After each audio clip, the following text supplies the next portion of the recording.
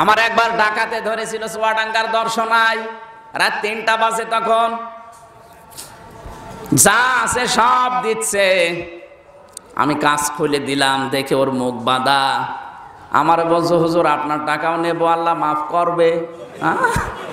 এত বড় অলি দেখ, সব যারা ট্রাক সব থামিয়েছে তাদের টাকা নিয়েছে, না দিলে আবার হাত কেটে দিয়েছে।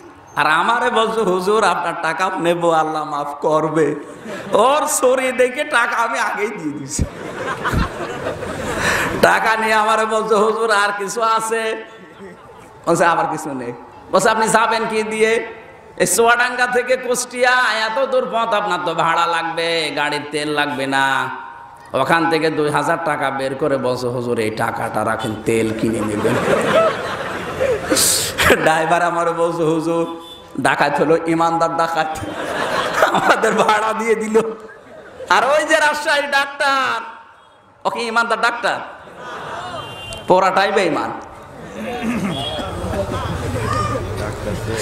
এই জন্য ডাক্তার বানাবেন আপনি, ইঞ্জিনিয়ার বানাবেন, এর জন্য যদি লেখাপড়া করা লাগে, কষ্ট স্বীকার করা লাগে, একটা এসপি বিসিএস ক্যাডার, টিওনো বিসিএস ক্যাডার, বিসিএস ক্যাডার হওয়ার জন্য আপনার ছেলেকে মেয়েকে যদি লেখাপড়া করাতে 10 লাখ 20 লাখ টাকা খরচ হয় ওর পেছনে, আর ওই ছেলেটা যদি শ্রম দিতে পারে পড়াশোনার উপরে, ও যদি ফাঁকি না দেয়, যোগ্যতা অর্জন করে, ওই জায়গাগুলো যদি চেষ্টা চালায় আমি দুর্নীতি মুক্ত করব, ওর পুরাটা জীবনই ইবাদত।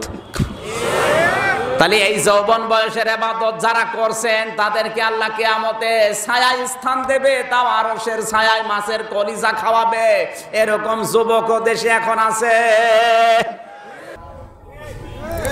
নাকি? আমার ক্ষতি হবে কি কিয়ামতে? আপনি জিজ্ঞাসা করেন, আরে বলে না এইটা, এই জন্য তো বলে ফেলি। যারা বলে না ওই মানুষগুলো আল্লাহর ভাষায় আলেম না, ওরা হচ্ছে জালেম। গাজীপুরবাসী ঠান্ডা মাথায় কথা শোনেন, বিশ্বনবী মুহাম্মদুর রাসূলুল্লাহকে অনুসরণ করা ফরজে আইন 40 থেকে 63। নবুয়ত পাওয়ার পর দিন থেকে যেমন ভয় পেয়েছিলেন, আমাদেরকে আজ অনেকেই ভয় দেখাচ্ছে। আমরা যদি মুহাম্মদ ইবনে আব্দুল্লাহর কথা বলতাম, কেউ আমাদের ভয় দেখাতো না, বলতো আস-সাদিক আল আমিন। যখনই মুহাম্মদুর রাসূলুল্লাহ 40 বছরে রাসূলুল্লাহ হয়ে গেলেন, ওই থেকে 63 এই 23 বছরের কথা বলতে যায়, তখনই মানুষ উল্টা পাল্টা ধারণা করে। এই দোষ আসলে কি আমার না নবীর? কার? আমার কি দোষ? আমার তো আপনি বলার জন্য নিয়ে এসেছেন, আপনি যেন জাহান্নামে না যান এই জন্যে নিয়ে আসলেন। আমি সেই কথা বলতে গেলে যদি দোষ আমার হয়, তাহলে এই দোষ যিনি করাচ্ছেন নবী, নবীজের জীবন থেকে আমাদের কথা বলার দরকার নেই, যা হয় হোক নাকি না? মানে যে এদিকে যাচ্ছে ওইদিকে সমস্যা। মা রান্না করছে, ছেলেকে ডাক দিয়ে বলছে, বাবা এই যে 20টা টাকা দিলাম, তেল নিয়ে আয়, রান্না হবে। ও মার্বেল খেলছে টাকা নিয়ে, রান্না করার জন্য তেল আনে নাই। আধা ঘন্টা পরে যখন এসেছে, এসে দেখছে মা বসে আছে রান্না না করে। জিজ্ঞাসা করছে, এই বেটা টাকা কই? কথা বলে না। তেল কই? কথা বলে না। এতক্ষণ কোথায় ছিলি? কথা বলে না। আপনি বলেন তো, এ যা যা প্রশ্ন করছে ওই ছেলে জানে না? বলেন বলেন। আধা ঘন্টা কোথায় ছিল তাও জানে, টাকা কি করেছে তাও জানে, তেল নেই কেন তাও জানে। বলতে পারবে? বললেই মার খাবে। আর যদি না বলে তাও। আমরা এখন ঠিক আলেমরা ওই অবস্থায় আছে যারা বিশেষ করে হক্কানি আলেম, কথা বললেও মার খাবো, না বললেও মার খাবো।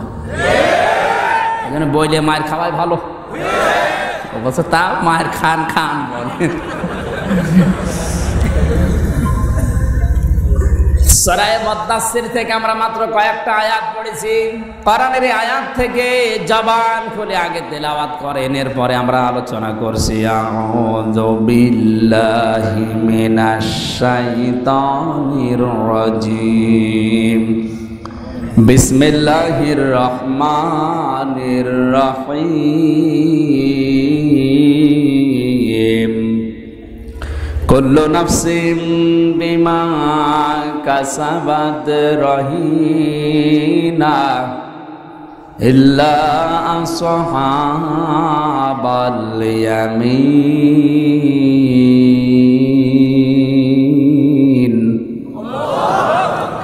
সাদাকাল্লাহুল আযীম। এই পর্যন্ত থাক। সূরার নাম কি বলেন না কেন? নবীজিকে আল্লাহ 7টা নাম ধরে কোরআনে ডাক দিয়েছেন। ইয়াসিন, তাহা, মুজাম্মিল, মুদ্দাসসির, আহমদ, মুহাম্মদ, আব্দুল্লাহ। এর ভেতরে অন্যতম নাম হচ্ছে মুদ্দাসসির। ইয়া আইয়ুহাল মুদ্দাসসির কুম ফাআনযির ওয়া রাব্বাকা ফাকাব্বির ওয়া সিয়াবাকা ফাতাহহির। আল্লাহ তাআলা বলেন, হে কম্বল গায়ে দিয়ে শুয়ে থাকা মানুষ, ওঠো। শুয়ে থাকলে হবে না, দাঁড়াও, জাতিকে সতর্ক করো। জাতি শিরিক করার জন্য দৌড়াচ্ছে, ওদেরকে সতর্ক করো। এভাবে দাঁড়িয়ে থাকার কাজ না। বিশ্বনবী মুহাম্মদুর রাসূলুল্লাহকে ওই জামানায় আমি যে আয়াতটা পড়েছিলাম, নুনুল কলামি ওয়া মা ইয়াসতুরুন মা আনতা বিনি'মাতি রাব্বিকা বিমাজনুন। হে নবী, আমি সর্বপ্রথম কলম বানিয়েছি কারণ এটা ভালো এবং মন্দের মূল মানদণ্ড। এইটা দিয়ে মানুষ ভালো কাজও করে, খারাপ কাজও করে। আর আপনাকে ওরা দুনিয়াতে পাগল বলে। আপনি সতর্ক করতে চান, তখন আপনি যখন দাঁড়িয়ে পড়েন, দাঁড়িয়ে পড়ার পরে সতর্ক করেন মানুষদেরকে। ওই মানুষগুলো আপনাকে পাগল বলে, আমি তো দেখতে পাই। বিশ্বনবীকে 1500 বছর আগে কাফেররা পাগল বলতো 3টা কারণে। কয়টা? একটু জবান খুলে বলেন। 3টা কারণে রাসূলকে পাগল বলতো। 1 নম্বরে এমনি। কিসে? কোনো কারণ নেই, এমনি। এমনি কেন বলতো? আমি যদি এখন মাওলানাকে বলি রাজাকার, উনি যদি কেন বললেন এমনি? কোনো কারণ আছে বলেন? রাজাকার হওয়ার বয়স হয়েছে। রাজাকার হতে হলে বাংলাদেশে কমপক্ষে 60 বছর বয়স হওয়া লাগবে। 40 বছর তো স্বাধীন হয়ে গেছে নাকি? 50 বছর, আরো তো অন্তত 10 বছর না হলে তো কিছু এগিয়ে দিতে পারেনি। তাহলে 60 বছর না হলেও রাজাকার হবে না। এর বয়স এখন মনে হয় 35 বছর। এ কথা বলেন না কেন? কিন্তু আমি গালি দিলাম কি বলে? উনি যদি আমার প্রশ্ন করে কেন বললেন এমনি, আজ ওই জামানায় যা নবীকে এমনি পাগল বলতো, আমাদের আলেমদেরকে অনেকে এমনি। দ্বিতীয় নাম্বার কে? আল্লাহর নবীকে ওরা পাগল বলার পেছনে কারণ ছিল এই, বিশ্বনবী মুহাম্মদুর রাসূলুল্লাহ একাই তিনি দাঁড়িয়েছিলেন ওই জামানায়। পুরা জাতি যখন শিরিক আর কুফরে লিপ্ত। আজ গাজীপুরের একটা মসজিদে মনে করেন ওখানে মাজার বানিয়ে মসজিদের পাশে বেকার শিরিক চলছে। নামাজের পরে যদি ইমাম সাহেব ডাক দিয়ে বলে, মুসল্লিরা এই শিরিক আমি বন্ধ করবো, মাজার পূজা হতে দেব না, চলেন আমার সাথে। মুসল্লিরাও অনেকেই পাকা মুসল্লিরাও বলবে, হুজুর দিনকাল ভালো না, আপনার দরকার কি? আপনারা আমরা রেখেছি নামাজ পড়াতে, ইমামতি করতে, নামাজ পড়ার ইমামতি করেন, ওসব দরকার নেই, যে যা করছে করুক, গা লা ইলাহা ইল্লাল্লাহ। ইমাম যদি বলেন না আমি নামাজ পড়ালাম কি দিয়ে, আলহামদুলিল্লাহি রাব্বিল আলামিন, হামদের আগে আলিফ লাম দিয়ে আমি তোমাদের জানালাম যে আল্লাহ বাদে কারো প্রশংসা হবে না, এখানে প্রশংসা হচ্ছে বাবার, এইটা আমি হতে দেব না। এখন কেউ যদি না যায়, ইমাম যদি বলে আমি একাই যাব, অনেক মুসল্লি বলবে হুজুর মনে হয় পাগল হয়ে গেছে। 1500 বছর আগে আল্লাহর নবী একাই একদিকে আর তামাম দুনিয়া একদিকে। এই জন্য ওরা বলতো মোহাম্মদ পাগল। আজও সব আলেম একদিকে, 5-6টা আলেম যদি বাংলাদেশে হকের পথে থাকে, আলেমরা পর্যন্ত বলবো বেশি বোঝে। কি কথা বলছে না কেন? এমনকি অনেক আলেম এখনো এ কথা বলেও ফেলেছে, ও চিল্লা পাল্লা বেশি করে, ও বেশি বোঝে। আমার মনে হয় 1500 বছর আগে নবীজির জামানায়ও যদি থাকতো, ও নবী কেউ বলতো ও মোহাম্মদ বেশি বোঝে। উনি কি বেশি বোঝে? ওনার তো ইমানের তাড়নায় কাজ করা লাগছে।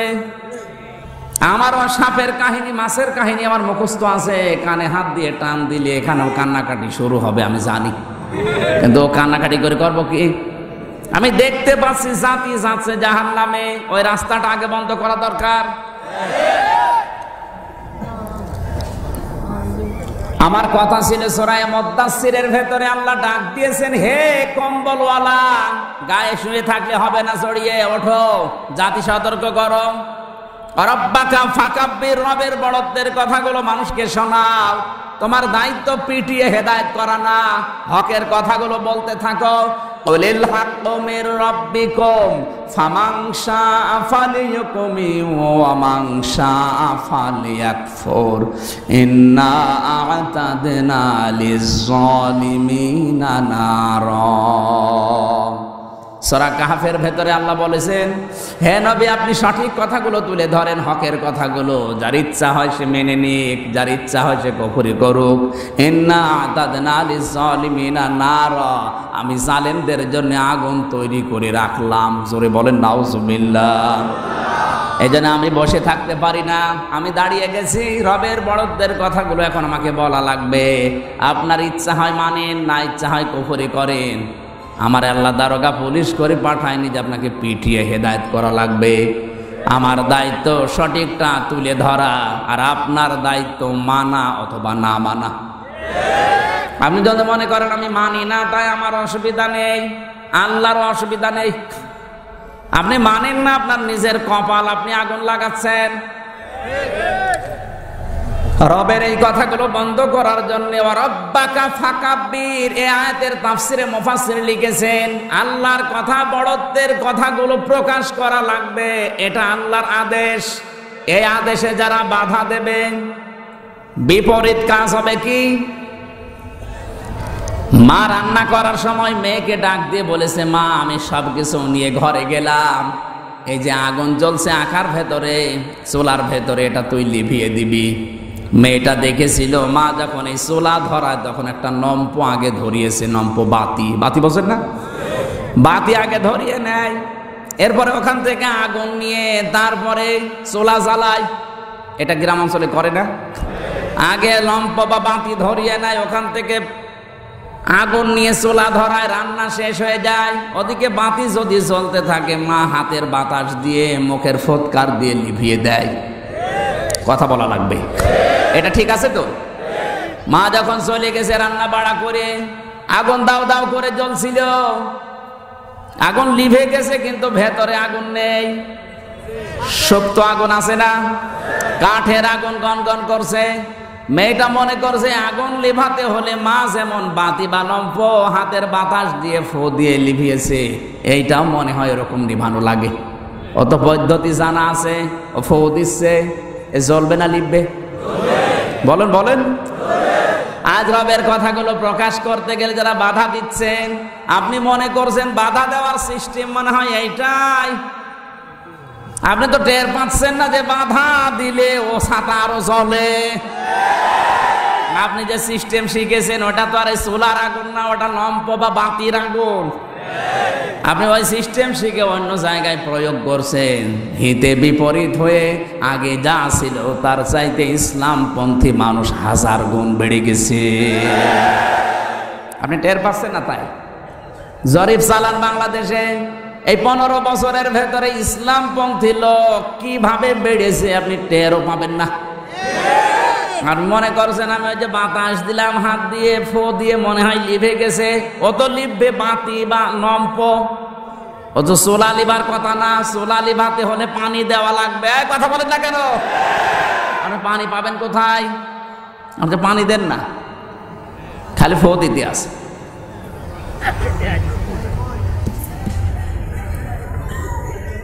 গোলাম মাওলা রনি বুঝেছে যে 10 বছর 15 বছরে ইসলামপন্থীদের উত্থান এদেশে কেমন হয়েছে ও টের পাচ্ছে। কোরআনে কারীম জানিয়েছে ইউরিদুনা লিয়ুতফিউ নূরাল্লাহি বিআফওয়াহিহিম আল্লাহু মুতিম্মু নূরিহি ওয়ালাউ কারিহাল কাফিরুন। ওটা তো কোনো ইমানদারদের বিষয়, আপনি লিভাতে চেষ্টা করলেও পারবেন না। কোরআনের আলোচনা বন্ধ করতে চাইলে আরো আল্লাহ বাড়িয়ে দেবে, এ সিদ্ধান্ত আল্লাহর। তার প্রমাণ আমি নিজে। আগে আমার যখন মাহফিল চলতো তখন হয়তো দু একদিন খালিও যেত, আর এখন বন্ধ, তাও প্রতিদিন 3টা 4টা করে হচ্ছে। আজকেও 3টা, তাও বন্ধ বন্ধ, তাই 3টা। চালু থাকলে আমার ছেড়ে খেয়ে ফেলতো। আপনি পারবেন? বেকার নিজের কপালে আগুন লাগাচ্ছেন, আপনি পারবেন না। কারণ যেখানে ফু দেওয়া দরকার ওই ফুতে লেপবে বাতি আর নম্প। আপনি ফু দিয়েছেন চুলাই, ও ছাতা একটু শক্ত হয়ে আছে, ফু দিলে আরো জ্বলবে। এই জন্য এই ভণ্ডামিগুলো বাদ দে। আর এরপরে আমাদের মালিক তো একজন আছে, তিনি বলছেন ইউরিদুনা লিয়ুতফিউ নূরাল্লাহি বিআফওয়াহিহিম, ওরা চায় মুখের ফু দিয়ে এই দুনিয়া থেকে আমার বিধান বিদায় করে দেবে। এই দুনিয়া কি ওর বাবার নাকি? আমি আল্লাহ বলছি আল্লাহু মুতিম্মু নূরি, আমার আলো আমি জ্বালাবো, ওরে দিয়ে জ্বালাবো। ফেরাউন চেষ্টা করেছিল দুনিয়া থেকে মুসা নবীকে আসতে দেবে না, আল্লাহ সিদ্ধান্ত নিয়েছে আসবে এবং ওর ঘরে মানুষ হবে। আপনি নিজে টের পাচ্ছেন আপনার ঘরের ভেতরে কি হচ্ছে, আপনি জানেনও না। হয়তো সামনাসামনি বলে যে আসি, পেছনে গিয়ে দেখবেন আপনার ছেলে আপনার মেয়ে সব ইসলামপন্থী হয়ে গেছে। এখন যদি বলেন হুজুর এতটুকু বয়সে, হ্যাঁ আমার বয়স কম, কিন্তু আপনার চাইতে অভিজ্ঞতা আমার বেশি আছে। আমার 28 বছর বয়সে পৃথিবীর কয়েকটা রাষ্ট্র মিলে বাংলাদেশের কোনো থানা আমার আর বাকি নেই। প্রায় লোকের ঘরে আমার ঢোকা, মানে ঘরে ঢোকা মানে ওই ঢোকা না, ঘরে ঢুকেছে। বাস্তবতা বেশি, এই কারণে বলছে রাতের বেলা চলাফেরা আমাদের বেশি হয়। আমি সেই কক্সবাজার থেকে আসছি, আজকে কিশোরগঞ্জে ছিল দিনের বেলায়, এখানে এখন আর একটা আছে রাত 9টার পরে। আমার মনে হয় আরো যদি পারতাম রাত 12টার পরে হইতো। শরীর পারছে না তাই নেইনি। রাতের বেলা যারা চলে ফেরে দেখবেন ওদের কাছে 3টা জিনিস রাতের বেলা দেখা হয় বেশি। গভীর রাত যখন হয় রাতের বেলা রাস্তায় দেখা হয় পুলিশের সাথে, বক্তার সাথে আর কুত্তার সাথে। হয় বক্তা দেখা হবে, না পুলিশ, নাকি কুত্তা। এই ধরনের বয়স আমার কম হলেও অভিজ্ঞতা আপনার যাতে বেশি আছে। তারপরেও কোরআন হাদিস তো আছে। আল্লাহ গ্যারান্টি দিচ্ছেন আমি আমার আলো জ্বালাবই, আপনাকে দিয়ে জ্বালাবে, আপনি টের পাবেন না। এই জন্য নিজের কপালে নিজে বেকার আগুন লাগিয়ে কপালটা নষ্ট করার দরকার নেই। আপনাকে আমি বাঁচার জন্য এসেছি, আসেন ফিরে আসেন।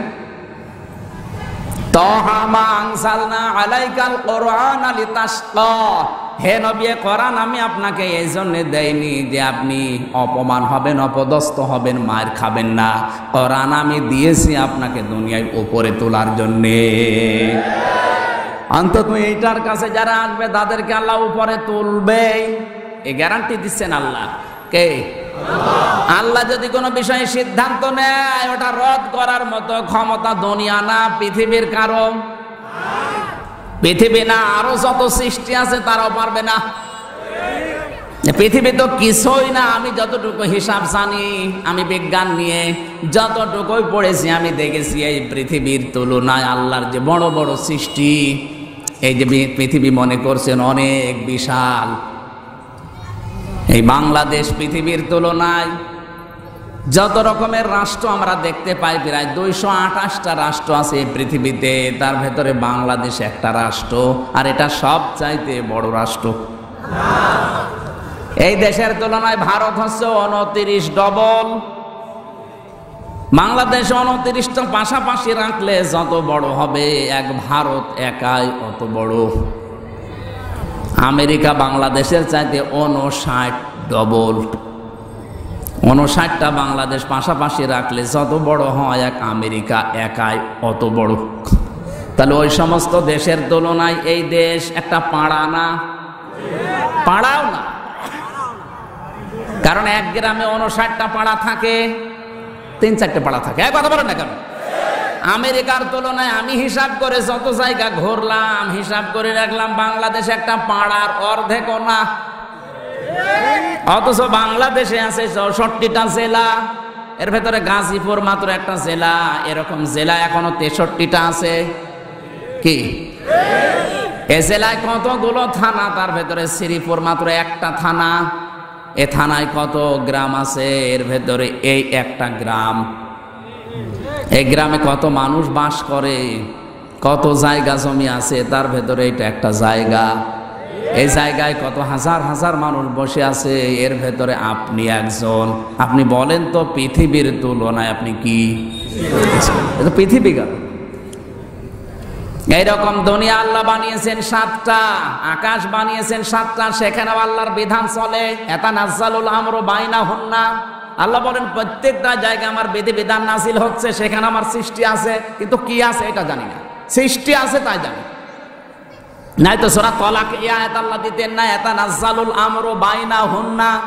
আল্লাহ বলেন প্রত্যেকটা জায়গায় আমার বিধিবিধান নাযিল হচ্ছে, আমার আইন কানুন চলছে, সেখানে আমার সৃষ্টি আছে। হয়তো মানুষ নেই, কিন্তু অন্য সৃষ্টি তো আছে। বিজ্ঞান এখন গবেষণা চালিয়েছে আকাশের দিকে। বিজ্ঞানের গবেষণার ফল হচ্ছে এই পৃথিবীর তুলনায় যে চাঁদ সূর্য দেখতে পাচ্ছেন, এটা কিন্তু 13 লক্ষ গুণ বড়। কত? সূর্যের চাইতে 27 লক্ষ গুণ পর্যন্ত বড় আছে এক একটা তারকা। 1 কোটি তারকা গিলে খেয়ে ফেলতে পারে এরকম ব্ল্যাক হোল আল্লাহ বানিয়েছেন। মিল্কি ওয়ে আছে, ছায়াপথ আছে, নিহারিকা আছে, গ্যালাক্সি আছে। সৌরজগৎ সম্পর্কে একটু পড়লে আপনি আল্লাহকে সেজদা দিতে বাধ্য হবেন। আপনি বলেন পৃথিবীর তুলনায় যদি 13 লক্ষ গুণ বড় হয় একটা সূর্য, সূর্যের চাইতে 27 লক্ষ গুণ পর্যন্ত বড় আছে এক একটা তারকা। ওই তারকা 1 কোটি একবারে গিলে খেয়ে ফেলতে পারে এরকম ব্ল্যাক হোল আছে। ব্ল্যাক হোল আল্লাহর সৃষ্টি, ওইটার তুলনায় আমার মনে হয় আমার যে সাইজ, আমি কিছুই না। মাঝে মাঝে জন্য আমার মনে হয় আল্লাহ আমি তোমার নজরে আছি তো, আর আমারই ভাব দেখে কি, আমি সেই আল্লাহর বিরুদ্ধে অবস্থান নিয়েছি। এ কথা বলেন না কেন? কোরআনের একটা আয়াত মনে পড়ছে, সূরা বাকারা 26-27 নম্বর আয়াত। আল্লাহ পাক বলেন কাইফা তাকফুরুনা বিল্লাহি ওয়া কুনতুম আমওয়াতান ফাআহইয়াকুম সুম্মা ইউমীতুকুম সুম্মা ইউহয়ীকুম সুম্মা ইলাইহি তুরজাউন। মানুষ কেমন করে আমার নাফরমানি করে, আমি আল্লাহর বিরুদ্ধে অবস্থান নেয়, আমি আল্লাহর সমকক্ষ দাঁড় করাই, কেমন করে করে আল্লাহরও বিশ্বাস হচ্ছে না। এজন্য কাইফা শব্দ দিয়েছেন। বালাগাত মানতেকের 17টা কায়দা আছে কাইফা ব্যবহার করার। তার 13 নাম্বার কায়দা হচ্ছে কাইফা শব্দটা ব্যবহার করা হয় ওই সময় যখন আল্লাহরও কোনো কাজ বিশ্বাস হতে চায় না। আল্লাহ বিশ্বাস করতে পারছেন না, এই কারণে যে কি করে করে। ও তো আমার বয়স এখন 28, এ তো 29 বছর আগে উল্লেখ করার মতো কিছু ছিল। একথা বলে না কেন? আমি 29 বছর আগে আমার মায়ের রেহেমের ভেতরে আসি নাই। হালাতা আলাল ইনসানি হিনুম মিনাদ দাহরি লাম ইয়াকুন শাইয়াম মাযকুরা। কে নিয়ে এমন করো বলো? তুমি তো উল্লেখ করার মতো কিছু ছিলে না, তোমার নাম তো দূরের কথা, তোমার যে উল্লেখ করা যায় যে এটা একটা টিস্যুর বক্স, এরকমও তুমি ছিলে না। বাবার স্ফলিঙ্গ দিয়ে দ্রুত গতিতে যখন মায়ের রেহেমের ভেতরে তুমি যাচ্ছিলে, ওই সময় 1 ফোঁটা নাপাক পানির ভেতরে 40,000 রূহ থাকে। বিজ্ঞান এখন 1 ফোঁটা নাপাক পানি নিয়ে গবেষণাগারে নিয়ে দেখেছে 1 ফোঁটা নাপাক পানির ভেতরে 40,000 সন্তান তৈরি হওয়ার সম্ভাবনা আছে। কোরআনে কারীম জানিয়েছে ইয়াখরুজু মিন বাইনিস সলবি ওয়াত তারাইব। আল্লাহ পাক বলেন বাবার স্ফলিঙ্গ দিয়ে দ্রুত গতিতে এই পানিটা বের হয়ে যখন মায়ের নাপাক রেহেমের ভেতরে যেতে চায় তখন একবারে 40,000 এই সংখ্যানো এই ডিম্বাণু যাওয়ার জন্য প্রতিযোগিতা করে।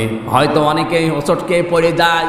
মায়ের রেহেমের যে দেওয়াল আছে এই দেওয়ালের সাথে কেউ ধাক্কা লেগে পড়ে যায়, কেউ কারো সাথে লাগে পড়ে যায়, কেউ জায়গা মতো যেতে পারে না, সাথে যেতেই মরে যায়। ওই রেহেম পর্যন্ত হয়তো কারো 1টা 2টা 5টা 7টা 13টা পর্যন্ত পৃথিবীতে বাচ্চা হয়েছে, আর বাকিগুলো সব মারা যায়। ওই যে যখন আপনি প্রতিযোগিতায় যাচ্ছিলেন ওই সময়ও বাঁচবেন কিনা আপনার বাবাও জানে না, মাও জানে না, জানে কে? ওই সময় যদি আল্লাহ বলতো ওই ধাক্কা লেগে পড়ে যা, আপনি পড়ে দিতেন। মায়ের রেহেমের ভেতরে যে দেওয়াল আছে, জরায়ুর ভেতরে যে দেওয়ালটা আছে, ওই দেওয়ালে ধাক্কা লেগে যদি আপনাকে আল্লাহ হোঁচট খেয়ে ফেলে দিত, তা আপনার কোন বাবা এই দুনিয়ায় এখন মস্তানি করতে বলেন? আপনি যে ঝামেলা করেন, আপনি টের পাচ্ছেন কোন জায়গায় ছিলেন আপনি?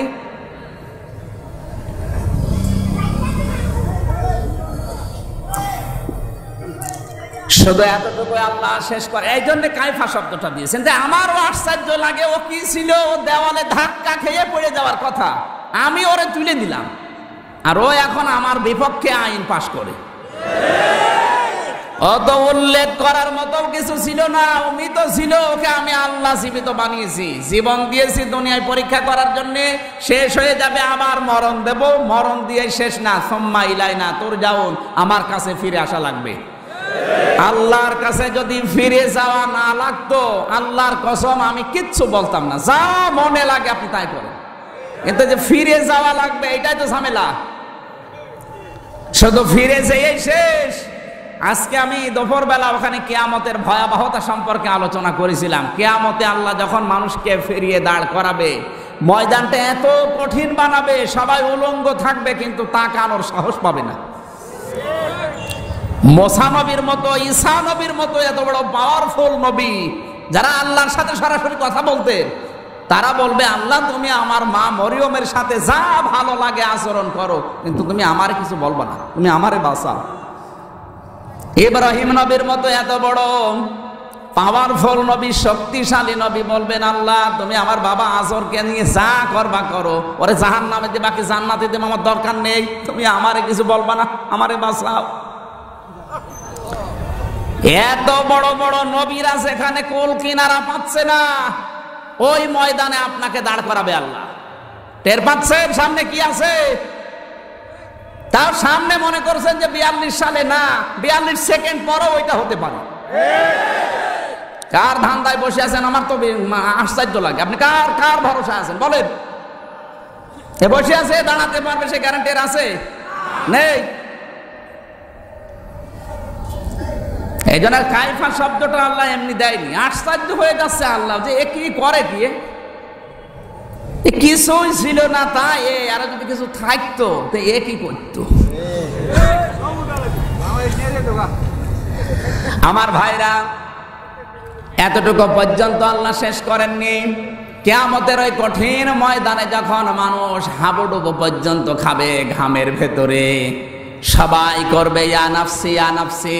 নবীজি বলেন ওই কঠিন ময়দানে আল্লাহ 7 প্রকার মানুষকে তার আরশের ছায়ার তলে বসিয়ে মাছের কলিজা দিয়ে খাবার খাওয়াবে।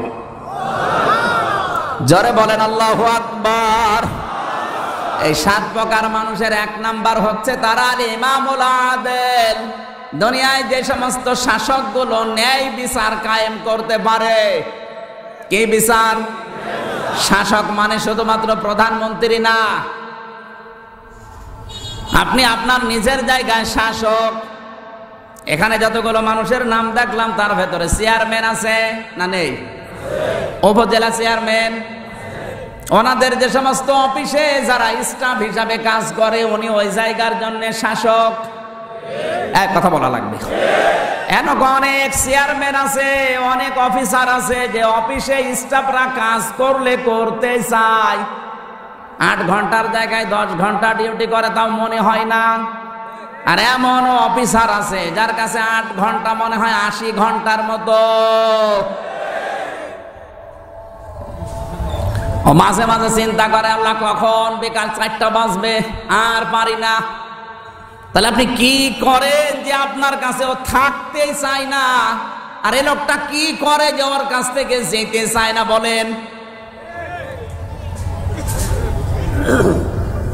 এই জন্য ন্যায় বিচার, আপনার অধীনস্থ যারা আছে, আপনার কর্মচারী যারা আছে, আপনার নিচে যারা আছে, তাদের সাথে ন্যায় বিচার কায়েম যদি করতে পারেন ওই জায়গায় থেকে, ও জায়গাটা যত ছোট হোক, কিয়ামতের দিন আপনি আল্লাহর আরশের তলায় ছায়া পাওয়ার অধিকার লাভ করবেন। সেটা যদি চেয়ারম্যান হয়, মেম্বারও হয়, উপজেলা চেয়ারম্যান হয়, মন্ত্রী হয়, ডিসি হয়, এসপি হয়, টিওনো হয়, হোক, যে যেখানে যে চেয়ার পেয়েছেন, হ্যাঁ, এমনকি আপনি পরিবারের জন্য শাসক, আপনার নিচে আছে আপনার স্ত্রী, আপনার সন্তান, আপনার, ও যদি 14,000 বার হজ করে, ওর একবারও হজ কবুল হবে না, কারণ ও শরীক ফাঁকি দিয়েছে। যারা ছেলের নামে সব লিখে দিয়ে মেয়েকে ফাঁকি দেন, আপনার নামাজ পড়া না পড়া সমান। কারণ যারা শরীক ফাঁকি দেয়, হাদিস হচ্ছে তারা দুইটা জিনিস থেকে বঞ্চিত। 1 নম্বরে ওদের জীবনের কোনো ইবাদত আল্লাহ কবুল করে না, 2 নম্বরে মরণের সময় ওরা ঈমান পায় না, বেঈমান হয়ে মারা যায়। তে বেঈমানের জন্য কোনো সুসংবাদ আছে? যারা শরীক ফাঁকি দিয়েছেন এখনই যেয়ে ফেরত দেন। ওই যে ধরা একজন খেয়েছে, বলছে ঠিক না, আমি হাঁসের খোরাকি দেয়নি, এগুলো যারা করছেন ফেরত দেওয়া লাগবে। এটা হেলায় খেলায় না। গাজীপুরবাসী খুব খেয়াল করে কথা শুনছেন, আমরা দেখতে পাচ্ছি, আরো অ্যাক্টিভ হওয়া লাগবে। কিয়ামতের ময়দানে 2 নম্বরে আল্লাহর নবী বলেন, ওই মানুষকে আল্লাহ আরশের ছায়াতলে স্থান দান করবেন যে যুবক যৌবন বয়সে আল্লাহর ইবাদতে কাটিয়েছে। ইবাদত মানে কি? আমরা মনে করি ইবাদত মানে নামাজ পড়া, রোজা রাখা, দাড়ি রাখা, জুব্বা গায়ে দেওয়া, না, এটাই শুধু ইবাদতের মানদণ্ড না।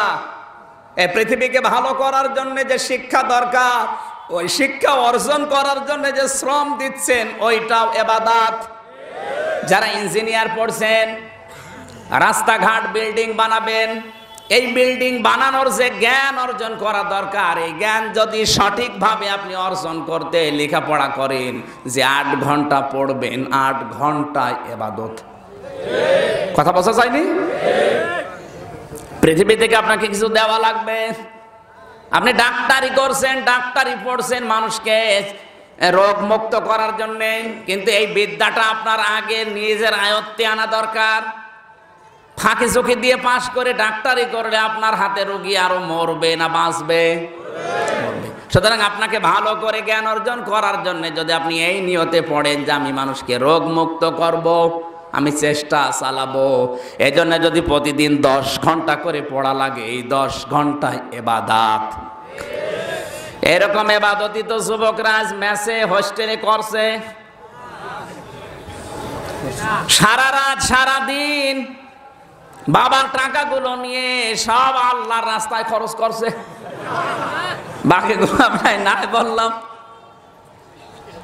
ওয়াইফাই লাইন নিয়েছে, ডিশ লাইন নিয়েছে, এমবি কেনে, আর উলঙ্গ নাচ দেখে দেখে মজা মারে। ওদিকে পরীক্ষার সময় সব দেখে দেখে পরীক্ষা দিয়ে রোগী মারে। না, এটা ইবাদত না। ইবাদতই আমরা বুঝি না, আমরা মনে করি শুধু নামাজ পড়া ইবাদত। যে যুবকগুলো আজ ডাক্তার হওয়ার জন্য, ইঞ্জিনিয়ার হওয়ার জন্য, ডিসি হওয়ার জন্য, এসপি হওয়ার জন্য, কিন্তু তার মন থাকা লাগবে যে আমি মানবতাকে কিছু দেব, আমার দ্বারা যেন দুর্নীতি না হয়। এই নিয়ত নিয়ে যে 8 ঘন্টা 10 ঘন্টা 25 ঘন্টা পর্যন্ত যদিও লেখাপড়া করে, সবগুলোই ইবাদত। এটা যে ইবাদত কোথায় পেলেন? কোরআনে কারীম জানিয়েছে, ওয়া আ'ইদ্দু লাহুম মাস্তাতা'তুম মিন কুওয়াতি ওয়া মির রিবাতিল খাইলি তুরহিবুনা বিহি আদুওয়াল্লাহি ওয়া আদুওয়াকুম ওয়া আখারিনা মিন দুনিহিম।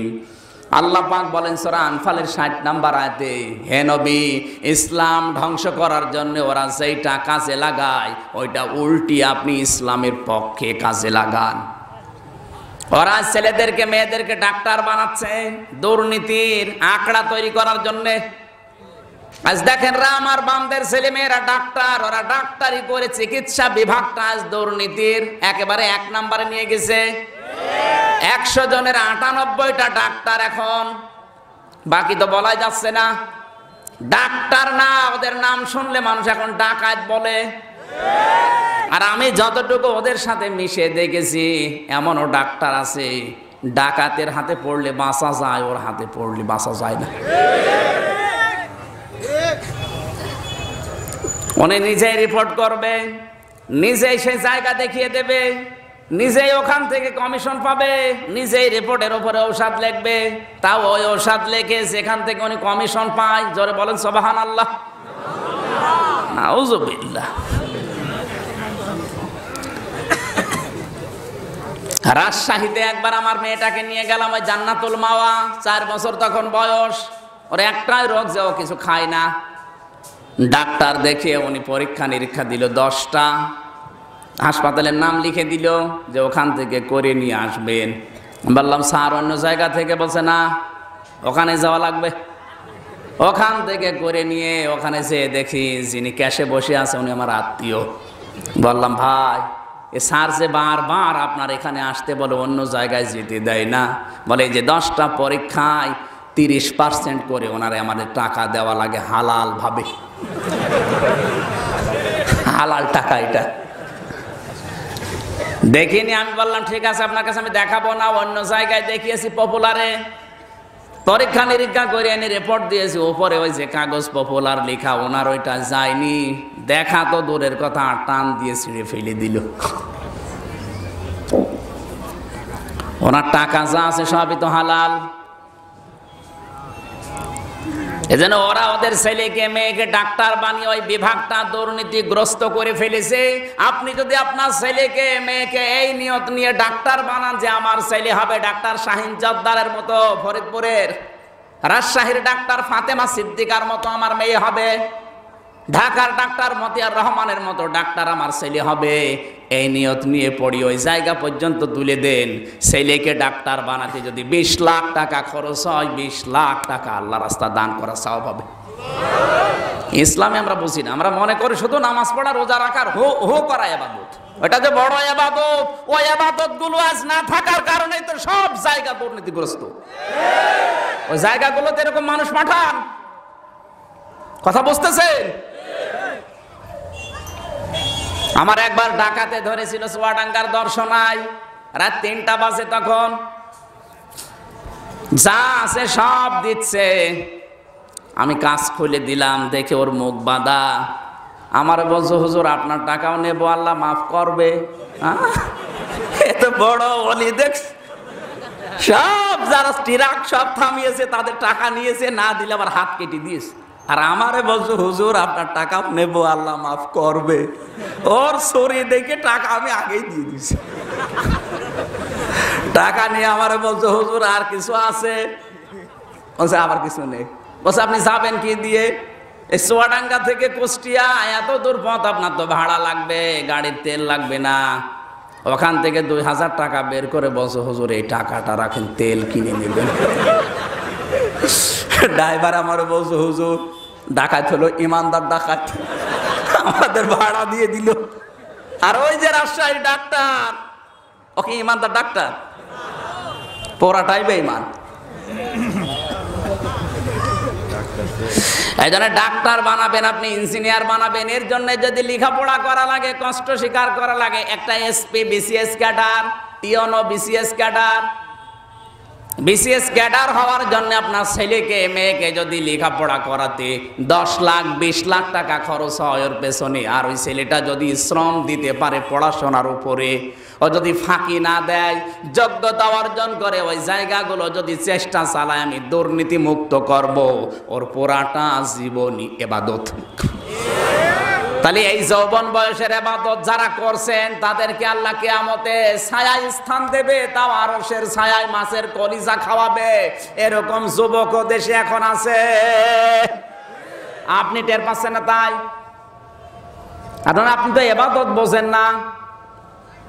এরকম 7টা পয়েন্ট আছে এই হাদিসের ভেতরে। মহান আল্লাহ আমাদেরকে কিয়ামতের এই কঠিন ময়দানে অন্তত যেন একটু ছায়া দেন, জোরে বলেন আমিন। সূরা মুদ্দাসসিরের যে আয়াত থেকে পড়েছিলাম, কুল্লু নাফসিম বিমা কাসাবাত রহিনা, আল্লাহ পাক বলেন প্রত্যেকের কাজের জন্য নিজে দায়ী। নিজে কাজ করবেন, অন্যের উপরে চাপিয়ে দেবেন না। আজ হয়তো অনেক নেতার কথা শুনে তুমি আল্লাহর বিরুদ্ধে অবস্থান নাও, কিয়ামতে ওই নেতা তোমার পাশে দাঁড়াবে না, তোমার দায়িত্ব তোমাকেই নেওয়া লাগবে। এটা মনে রাখো ভালো করে, কেউ নেবে না, ও আরো পালাবে, বলবে আমি ওরে চিনি না বলবে। এটার বাস্তব প্রমাণ কোরআনের সূরা আবাসা, ইয়াউমা ইয়াফিরুল মারউ মিন আখি। আল্লাহ বলেন সর্বপ্রথম মানুষ থেকে পালাবে তার ভাই। কে? বলেন ভাইয়ের কথা আগে কেন? আমরা জানি আমরা যদি নিজেরা গন্ডগোল করি, কারোর সাথে মারামারি করি, হট্টগোল করে বাড়িতে আসি, আমার নিজের দোষ। আমার মা শুনলে রাগ করে, বাবা শুনলে বকা দেয়, আর ভাই শুনলে বলে অসুবিধা নেই চল আমি দেখছি। কি ও ভাই কিন্তু জানে যে এরই দোষ, তারপরও আমার পক্ষ নিয়ে যারা বিপক্ষে আছে তাদের মারতে যায়। এক কথা বলেন না কেন? ও মনে করবে মনে হয় এরকমই দুনিয়ায় যেমন আমার পক্ষ নিয়েছে অন্যায় জানার পরেও আজকে মনে হয় আমার পক্ষে থাকবে। আল্লাহ বলেন না, পক্ষে থাকা দূরের কথা, ইয়াফিরু মানে খেচ্ছে, দৌড় দেওয়া। ওই যে মাথা তুলে দৌড় দেয় পুলিশ দেখলে, ওইভাবে দৌড়াবে। কিয়ামতের কঠিন ময়দানে মানুষ শুধু আপনজন দেখতে দেরি। আপনজনের ভেতরে ভাই, এরপরে মা, এরপরে বাবা, এরপরে স্ত্রী, এরপরে সন্তান, এরপরে বন্ধু, এরপরে নেতা। 7 জনের নাম আছে। কয়জন? বলেন। এই যে যাদের নাম বললাম, দুনিয়ায় বিপদে পড়লে এরা আগে আসে না পিছিয়ে যায়? যত রকমের কঠিন বিপদ হোক এরা আগে আসে। আল্লাহ বলেন এরা আগে পালাবে, এরপরে দুনিয়ার অন্য কেউ। আপনার বিবেক কি বলে? এত বড় বড় মানুষ যদি পালায় আপনাকে দেখে, আপনার পীর সাহেব এগিয়ে আসবে? ওর সাথে তো আপনার সম্পর্কই নেই। ও তো আরো আগে পালাবে, বলবে আমি দুনিয়ায় পীরই ছিলাম না। সত্যি বলবে। ও যখন বিপদ দেখবে বলবে আমি পীর ছিলাম না, আমার কিসের মুরিদ। তাফসীরে মাযহারের ভেতরে আছে যে মায়ের পা ধরে সন্তান 500 বছর পর্যন্ত কাঁদবে, 500 বছর পরে ওর মুখের উপরে লাথি দিয়ে বলবে দুনিয়া আমার বিয়েই হয়নি, ছেলে পাবো কোথায়? তাহলে মা যদি এ কথা বলে, পীর সাহেব বলবে না যে আমি পীর ছিলাম না, আমি মুরিদ পাবো কোথায়? আর আপনি ওর ধান্দায় বসে আছেন যে আমি 2 পীরের মুরিদ। এগুলো সব ভ্রান্ত ধারণা, ছেড়ে দিন। কুল্লু নাফসিন বিমা কাসাবাত রহিনা, প্রত্যেকটি মানুষ তার নিজ কৃতকর্মের জন্য দায়ী থাকবে, কেউ কারো বোঝা বহন করবে না। ওয়ালা তাজিরু ওয়াজিরাতু ওয়িজরা উখরা, আল্লাহ বলেন কারো বোঝা বহন করা দূরের কথা, দেখলেই আপনজন পালাবে। ও জানবে যে ও মনে হয় কিছু করার জন্য আসছে। আমার বন্ধুরা, ইল্লা সাহাবাল ইয়ামিন, তবে শুধুমাত্র ডানপন্থী লোক যারা, তারা বাদ দিয়ে। কি পন্থী? বাংলাদেশে এখন ডানপন্থী লোকও আছে, বামপন্থী লোকও আছে। ফি জান্নাতি ইয়াতাসালুন, জান্নাতের ভেতরে ডানপন্থী যারা, তারা একে অন্যকে দেখাশোনার পরে প্রশ্ন করবে। সভাপতি সাহেব যদি ডানপন্থী হয়, আমির হামজা যদি ডানপন্থী হয়, 2 জন জান্নাতের মেন গেটে বেলকনিতে দেখা হবে। ডাক দিয়ে বলবে ভাই আপনি কোথায়? বলে আমি পাশের ফ্ল্যাটে আছি, আসেন বারান্দায় বসি। বেলকনিতে বসে আমরা 2 জন যখন গল্প করব, হঠাৎ করে নজর চলে যাবে জাহান্নামের দিকে। জাহান্নামের দিকে যাবার পরে আমি ওনাকে বলবো ভাই আপনি ওদেরকে চেনেন? আনিল মুজরিমিন, এই পাপিষ্ট লোকগুলো কারা চেনেন? সঙ্গে সঙ্গে উনি আমারে বলবে না আমি তো চিনি না, কিন্তু পরিচিত মনে হচ্ছে। চলেন তো ওই মানুষগুলো কেন জাহান্নামের আগুনে দাও দাও করে চলে একটু জিজ্ঞাসা করে। মা সালাকাকুম ফি সাকার, একজন আর একজনকে যখন জিজ্ঞাসা করবে বলতে তো পারবে না, তখন জাহান্নামের মালিক ফেরেশতা দারওয়ানকে বলবে এরা জাহান্নামে পড়ে আছে কোন কারণে? মালিক ফেরেশতা বলবে আমি জানি না, ওদেরকে প্রশ্ন করেন। আমরা দুইজন উপর থেকে জাহান্নামে যারা আছে দাউ দাউ করে জ্বলছে, জিজ্ঞাসা করব কেন জাহান্নামে এসেছেন? যত মানুষ জাহান্নামে আছে ওরা এক বাক্যে বলবে ক্বালু লাম নাকু মিনাল মুসাল্লিন। সবাই এক বাক্যে জবাব দেবে জাহান্নামে আল্লাহ দিয়েছে এই জন্যে যে আমরা নামাজ পড়তাম না। গাজীপুরবাসী বিবেক দিয়ে বলবেন, কোন হিন্দু কি বলবে নামাজ পড়তাম না? কোন খ্রিস্টান, কোন বৌদ্ধ? কারণ ওদের নামাজ বলেন না কেন? এ কথা বলতে পারে কারা? তাহলে যে মুসলমান দাবি করার পরেও নামাজ পড়ে না, ও যদি আওয়ামী লীগ করে ও জাহান্নামী, ও যদি বিএনপি করে, ও যদি জামাত ইসলাম করে, এক কথা বলা লাগবে। মুসলমান দাবি করার পরেও যে নামাজ পড়ে না, সে যে দলের লোক হোক ও জাহান্নামী। আর এরকম জাহান্নামী লোক আপনি জানার শোনার পরে ওর সাথে সম্পর্ক রাখবেন? ওয়াজ হয়ে গেছে যদি বুঝে থাকেন, নাকি আরো বলবো? দ্বিতীয় নম্বর ওরা বলবে আলাম না কোন তিমুল মিসকিন। জাহান্নামে আল্লাহ দিয়েছে এই কারণে যে এতিম মিসকিনদের খাবারের ব্যবস্থা করতাম না, নিজেও দিতাম না। তিন নম্বরে কন্যা নাখুদু মাআল খায়দিন, আমরা শুধু সমালোচনা করতাম, একের দোষ অন্যের উপরে চাপিয়ে দিতাম। এটা এখন বাংলাদেশে নেই, আয়াত বলার দরকার নেই। কন্যা নুকাযযিবু বিয়াউমিদ্দিন, 4 নম্বরে বলবে কিয়ামতের ময়দান যে হবে এটা আমরা বিশ্বাস করতাম না। হাত্তা আতানাল ইয়াকিন, হঠাৎ করে আমাদের কাছে মরণ চলে এসেছে। ফামা লাহুম ফামা ক্বালু ফামা লাহুম হাত্তা আতানাল ইয়াকিন ফামা লাহুম আনিত তাযকিরাতি মুরিদিন, নাকি তানফাউশ শাফিঈন আছে না? ফামা তানফাউহুম শাফাআতুশ শাফিঈন। এই যে 4 প্রকার মানুষের নাম বললাম, যারা মুসলমান দাবি করেও নামাজ পড়ে না, যেই মানুষগুলো এতিম মিসকিনের খাবারের ব্যবস্থা করে না, নিজেও খাবারের জন্য উদ্বুদ্ধ করে না মানুষকে, নিজেও দেয় না, যারা সমালোচনা করে মানুষের বসে বসে, একের দোষ অন্যের উপরে চাপিয়ে দেয়, কিয়ামত যারা বিশ্বাস করে না, এদের জন্য যদি কেউ সুপারিশও করে আল্লাহ বলেন কাজে লাগবে না। জোরে বলেন নাউজুবিল্লাহ। ফামা লাহুম আনিত তাযকিরাতি মুরিদিন, এরপরেও কি তোমরা মুখ ফিরিয়ে আল্লাহর এই আলোচনা থেকে ফিরে যাবে? আল্লাহ আমাদেরকে তার আলোচনা বোঝার তৌফিক দিন, আমিন। বারাকাল্লাহু লানা ওয়া লাকুম ফিল কোরআনিল আযীম, আল্লাহুম্মা আমিন। রব্বানা যালামনা আনফুসানা ওয়া ইল্লাম তাগফির লানা ওয়া তারহামনা লানাকুনান্না মিনাল খাসিরিন। আল্লাহ তাআলা, চাকত পাখির মতো আমরা বসে কোরআনের কথাগুলো শুনছিলাম, যতটুকু শুনেছি তুমি আমল করার তৌফিক দাও। সওয়াবগুলো বিশ্বনবীর রওজায় পৌঁছিয়ে দাও। দুনিয়ার মাটির নিচে যারা ঈমান নিয়ে ঘুমিয়ে আছে এদেরকে ক্ষমা করো। মা বাপ যারা হারিয়েছে আমাদের মা বাপকে মাফ করে দাও। মোহাম্মদ গোলজার হোসেন বিশিষ্ট ব্যবসায়ী দোয়া চেয়েছেন মায়ের জন্য, আল্লাহ মাকে শেফায়ে কামেলা জেলা নসিব করো। মাহফিলের সম্মানিত সভাপতি তোমার যুবক বান্দাকে মঞ্জুর করো, তার জীবনের ভালো ভালো কাজগুলো কবুল করো, অন্যায় কাজগুলো তুমি নিজ গুণে মাফ করে দাও। প্রধান অতিথি সহ যত মানুষ এখানে উপস্থিত হয়েছে আল্লাহ তুমি আমাদেরকে একেবারে খালি হাতে ফেরত দিও না, কিছু না কিছু দাও।